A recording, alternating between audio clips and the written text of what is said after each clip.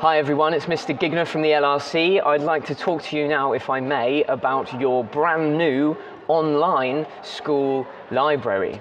To gain access to this wonderful device, you're going to have to go to forgevalley.sLLS.online or go to the school website, forgevalley.school, click on quick links and then go down to LRC. This is an online platform that allows you to access every single book in the library. You can search by keyword or for a specific book or a specific series, or if you're somebody who's reading, to develop your reading ability, or you're supporting somebody who is, you can actually search the books by difficulty. So, you know, we tested you with the NGRT reading tests, right?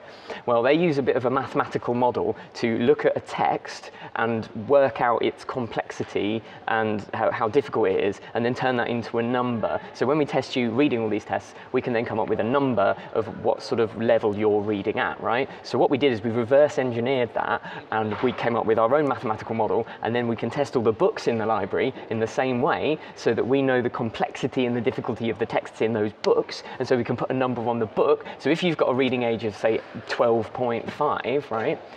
You can search for reading age 12.5 and you'll find every single book in the library that is the same level of complexity as the texts that you were reading successfully in your test. How cool is that?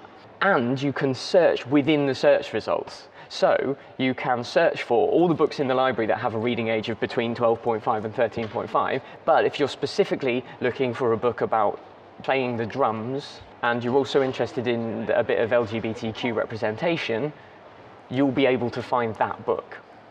Note that in the search results, every resource comes with a number of subjects. Some of these are school subjects, some of them are just keywords. If you click on one of those, you will see every resource in the collection that has that keyword associated with it. And notice the list of keywords on the top left. Once you've found a book that you like, let's say that you feel like you'd like to read An Illustrated History of UFOs by Adam Allsearch Boardman, click on that and you'll get a summary of the book. You might get a picture of what the book looks like inside. Very importantly, you will get the location of the book in the physical library. So location is what shelf that book is on in our actual library, so you can go and find that. You don't need to ask me where it is. You might also get some suggestions. Usually you'll get a suggestion that has a similar theme or something that was written by the same author or in the same style. You'll probably also get a suggestion for a book that's a little bit more difficult, because remember, we are a library, but we're a library within a school, and so we're always going to be pushing you to expand your borders, expand your limits, and get better at reading. So that's why you're here. It's always a good idea. And again, if you've looked at a book and you think, actually, I don't really like that, that doesn't look very good, you can always look at the keywords at the bottom and find something that might be a little bit similar.